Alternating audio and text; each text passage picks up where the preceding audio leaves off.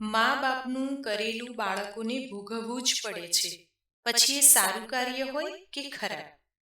કેનેડાની સુમસામ સડક યુવતીને માત્ર એક જ આશા. કાતિલ ઠંડીનો સુસવાટો આવ્યો અને બસ સ્ટોપ પાસે ઊભેલી 22 વર્ષની પિંકીને ચામડીથી લઈને હાડકા સુધી ધ્રુજાવી ગયો. એક તો કેનેડા જેવો સાવ અજાણ્યો દેશ, ઉપરથી કડકડતો શિયાળો. હવાના અણુએ અણુમાં બરફની પોપડીઓ ઉડતી હતી. પિંકી ગુજરાતથી આવેલી, સાથે ગરમ વસ્ત્રો પણ લાવેલી, પણ એ કપડાં ગુજરાતના શિયાળા સામે રક્ષણ આપી શકે તેવા હતા. કેનેડાની કાતિલ બર્ફીલી હવાને રોકવાનું એનું ગજું નહીં. પિંકીને રડવું આવી ગયું. હજુ તો માત્ર 4 જ દિવસ થયા હતા એના કેનેડામાં આવ્યાની વાતને. પપ્પાએ કહ્યું હતું, પિંકી બેટા, ત્યાં તને કોઈ વાતે તકલીફ નહીં પડે. કેનેડાના એક મોટા શહેરમાં આપણા નજીકના સગા રહે છે. મેં એમની સાથે ફોન પર બધી જ વાત કરી લીધી છે. શરૂઆતના 6-12 મહિના તારે એમના ઘરમાં જ રહેવાનું છે. એ પૂરા ફેમિલી સાથે વર્ષોથી ત્યાં સેટલ થયા છે. તારા માટે અલગ રૂમ હશે. એની દીકરી પોતાની કારમાં ભણવા માટે જાય ત્યારે તને તારી જોબના સ્થાને મૂકી અને લઈ પણ જશે. તને ગરમા ગરમ નાસ્તો અને આપણું ગુજરાતી ભોજન પણ મળી રહેશે. તું તારી રીતે પગભર ન થઈ જાય ત્યાં સુધી બધી જવાબદારી એમના માથે. પિંકીના પપ્પા કચ્છના એક જાણીતા શહેરમાં ડોક્ટર હતા. બધી રીતે સુખી હતા, પણ પિંકીએ જ જીદ પકડી હતી કે મારે ઇન્ડિયામાં રહેવું નથી. કાં ઓસ્ટ્રેલિયા જવું છે, નહીં તો કેનેડા. બેટા, આ બંને દેશો માટે મારી ના છે. પપ્પાએ શરૂઆતમાં વિરોધ કર્યો હતો. ઓસ્ટ્રેલિયામાં ત્યાંના લોકો આપણા વિદ્યાર્થીઓ સાથે ઘણીવાર ખરાબ વર્તન કરે છે અને કેનેડામાં ઠંડી ખૂબ જ પડે છે. પણ છેવટે પિંકીની જીદ આગળ પપ્પા ઝૂકી ગયા.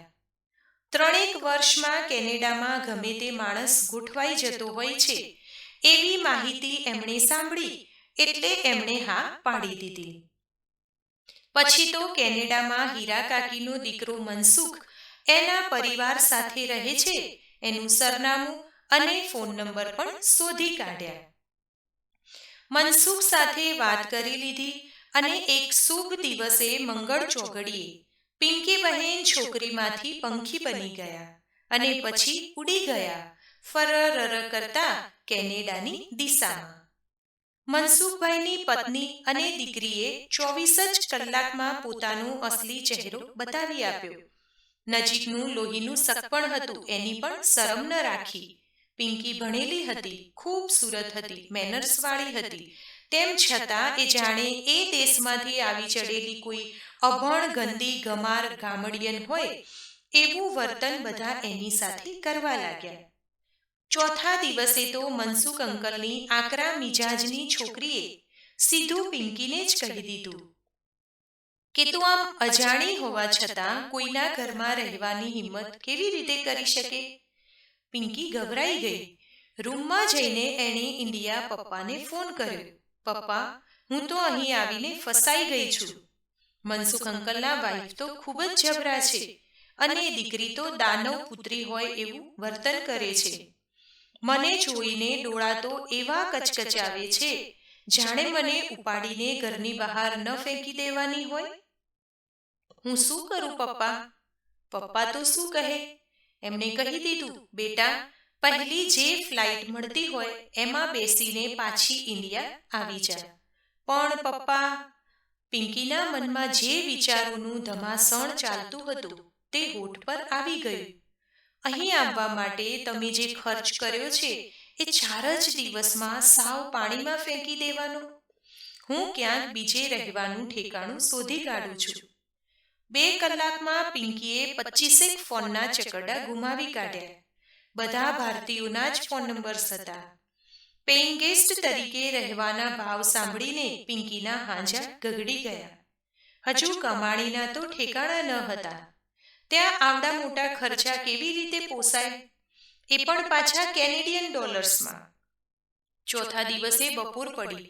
મનસુખ અંકલે નીચું માથું રાખીને કહી દીધું, આઈ એમ સોરી બેટા, તારે આજે જ આ ઘરમાંથી ચાલ્યા જવું પડશે. મને એમ હતું કે તને અહીં રહેવામાં વાંધો નહીં આવે, પણ મારી ધારણા ખોટી પડી. મારી વાત માને તો આજની રાત તું ગમે ત્યાં પસાર કરી નાખજે. કાલે વિમાનમાં બેસીને. પછી ગળામાં બાજેલો ડૂમો ખંખેરીને એ બોલી ગયા, તારા પપ્પાને મળીને મારા વતી સોરી કહી દેજે બેટા. મનસુખ અંકલ આટલું કહીને છૂટી ગયા, પણ પિંકીની હાલત કફોડી થઈ ગઈ. કેનેડામાં તો અંધારું વહેલું ઉતરી આવે. કહેવાય ભલે નમતો બપોર, પણ વાતાવરણ ભારતમાં રાતના 10 વાગ્યા હોય એવું થઈ જાય. આવી ઠંડીમાં પિંકી એના બેગ બિસ્તરા સાથે રસ્તા પર આવી ગઈ. ક્યાં જવું એ નક્કી ન હતું. એ બસ સ્ટેન્ડ પાસે આવીને ઊભી રહી. એ વિચારતી હતી, કોઈ સસ્તી હોટલમાં આજની રાત પસાર કરી નાખું, પછી કાલે સવારે ફ્લાઇટની તપાસ કરીશ. ત્યાં જ એને એક વાહનની બ્રેક લાગવાનો અવાજ સંભળાયો. એણે આંખો ઉઠાવીને જોયું તો ધુમ્મસિયા રોડ ઉપર એક કાર સાવ એની પાસે આવીને ઊભી રહી. ગાડીમાંથી એક આદમી નીચે ઉતર્યો. પિંકી કોણ છે, ક્યાંની છે, એવું કશું જ જાણ્યા વગર એણે બૂમ પાડી, who is there? You need my help? ત્યાં કોણ છે? તને મારી મદદની જરૂર છે? પહેલાં તો પિંકી ડરી ગઈ. પછી એને યાદ આવ્યું કે પોતે ભારતમાં ન હતી પણ વિદેશની ધરતી પર હતી. પેલો માણસ પિંકીની નજીક આવ્યો ત્યારે ઓળખાયું કે એ પણ ભારતીય જ હોવો જોઈએ. એ પણ સમજી ગયો કે આ છોકરી ઇન્ડિયન છે. એને ફરી પાછું પૂછ્યું કે તું ઇન્ડિયાથી આવી છે અને તું ગુજરાતી દેખાય છે. હા, પિંકીનું હૈયું ભરાઈ આવ્યું. ભાઈ, તમે પણ ગુજરાતી છો? હા બહેન, હું અમદાવાદનો છું. 10 વર્ષથી અહીં રહું છું. તું ક્યાંની છે? હું કચ્છની છું. પિંકીએ એના શહેરનું નામ પણ જણાવી દીધું. પેલા ભાઈને શહેરનું નામ સાંભળીને રસ પડ્યો. એ શહેર સાથે તો મારું એક મીઠું સંભારણું જોડાયેલું છે. ત્યાં ડૉક્ટર સાહેબ રહે છે, બહુ ભલા માણસ છે. ત્યાં ફિઝિશિયન તરીકે પ્રેક્ટિસ કરે છે. એમનું નામ આજે પણ મને યાદ છે. ત્યારે પિંકી બોલી ઉઠી, અરે એ તો મારા પપ્પા છે. પિંકી ઉછળી પડી. શું તું એમની દીકરી છે? શું સરપ્રાઈઝ બેટા! તું અત્યારે તકલીફમાં લાગે છે. તને મારી મદદની જરૂર છે. પિંકી રડી પડી. ગળામાં અટવાઈ રહેલું રુદન બહાર ઠલવાઈ ગયું. એણે બધી હકીકત જણાવી. પેલા પુરુષે કહ્યું, બેટા રડીશ નહીં. વર્ષો પહેલા જ્યારે હું ભારતમાં હતો ત્યારની વાત છે. હું એક દવાની કંપનીમાં નોકરી કરતો હતો. મેડિકલ રિપ્રેઝન્ટેટિવ હતો. અમારું કામ જ એક શહેરમાંથી બીજા શહેરમાં રખડવાનું અને ડોક્ટરોને મળવાનું. એમને અમારી કંપનીની દવાઓ વિશે જણાવીને વિનંતી કરવાની કે તમે આ જ દવાઓ લખજો. એકવાર ભર ઉનાળામાં હું કચ્છના એક શહેરમાં મારી ફરજ બજાવી રહ્યો હતો. બપોરના 2:30 વાગ્યા હતા. સવારના ચા નાસ્તા પછી પેટમાં કંઈ જ પડ્યું ન હતું. હું તારા પપ્પાનો કોલ પતાવવા પહોંચી ગયો. સાહેબ થોડીવાર પહેલા જ કન્સલ્ટિંગમાંથી પરવારીને ઉપરના માળે એમના ઘરે લંચ માટે ગયા હતા. પટાવાળાએ મને કહી દીધું, 1 કલાક બેસવું પડશે. સાહેબ જમી રહ્યા છે. હું લાચાર હતો. મને ભૂખથી ચક્કર આવતા હતા. પછી શું થયું? ત્યાં જ ઉપરથી ડૉક્ટર સાહેબનો અવાજ સંભળાયો, કનું કોણ આવ્યું છે?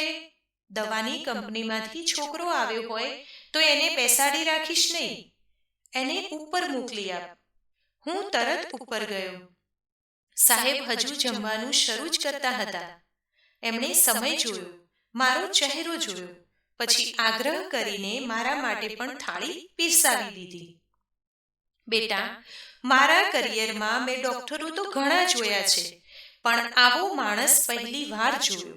તું મારામાં વિશ્વાસ મૂકી શકે છે. હજુ પણ તને શંકા હોય તો મને તારા પપ્પાનો ફોન નંબર આપ. હું તારી સામે જ વાત કરી લઉં. એ પુરુષે કેનેડાની સુમસામ સડક પરથી કચ્છની ધરતી સાથે સંવાદ કરી લીધો. પિંકીના પિતાએ દીકરીને કહ્યું, બેટા, તું આ માણસ પર વિશ્વાસ મૂકી શકે છે. એની દાઢમાં આપણા ઘરનું અન્ન ભરેલું છે અને એના અવાજમાં કૃતજ્ઞતાનો રણકો સંભળાય છે. તું 1-2 દિવસ એના ઘરમાં રહી શકે છે, પછી અહીં આવતી રહેજે. 1-2 દિવસ નહીં, પણ પિંકી પૂરા 6 મહિના સુધી પેલા ભલા માણસના ઘરમાં રહી. એની પત્નીએ એને સગી દીકરીની જેમ સાચવી લીધી. અલગથી રૂમ, ચા નાસ્તો, ગુજરાતી ભોજન, કેનેડાની ક્રૂર ઠંડી સામે રક્ષણ આપી શકે તેવા ગરમ કપડાં, સારી જોબની શોધ, આવવા જવા માટે કારની સગવડ, આ બધું જ એ પરિવારે પ્રેમથી પૂરું પાડ્યું.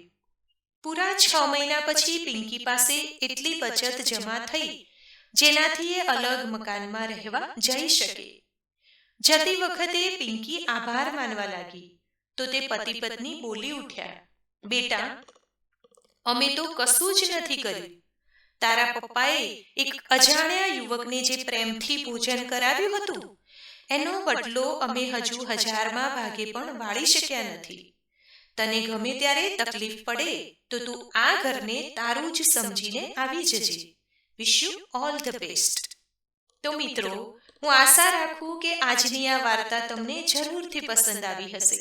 મિત્રો, કહેવાય છે ને કે મા બાપનું કરેલું બાળકોને ભોગવવું પડે છે, અને જ્યારે મા બાપના સત્કર્મો બાળકોના ભાગ્યમાં ભોગવવાના આવે ત્યારે ખરેખર તેમનું ભાગ્ય જ બદલાઈ જતું હોય છે, જે આપણે આજની આ વાર્તા પરથી જાણ્યું. તો મિત્રો, હું આશા રાખું કે તમને આજની આ વાર્તા ખરેખર પસંદ આવી હશે. વાર્તા પસંદ આવી હોય તો વિડીયોને લાઈક કરજો, તમારા મિત્રો સાથે શેર કરજો.